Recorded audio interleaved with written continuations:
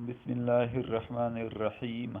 زبان میں اگر لکنت ہو، اگر کوئی لڑکا کوئی شخص ٹہر ٹہر کر باتیں کر رہا ہو، یعنی زبان میں لکنت ہو،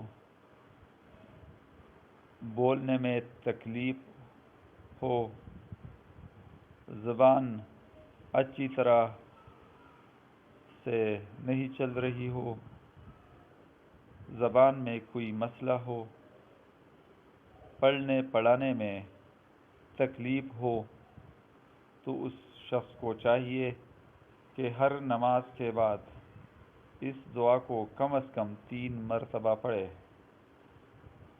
اس کے پڑھنے سے سینہ بھی کشادہ ہوتا ہے، انسان کی علم کے ساتھ محبت پیدا ہوتی ہے۔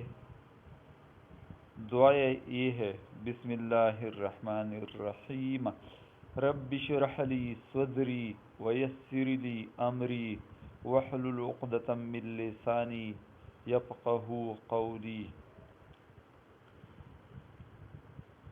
یہ دعا قرآن شریف کی سورۃ طٰہٰ آیات نمبر 25 تا 28 میں ذکر کی گئی ہے۔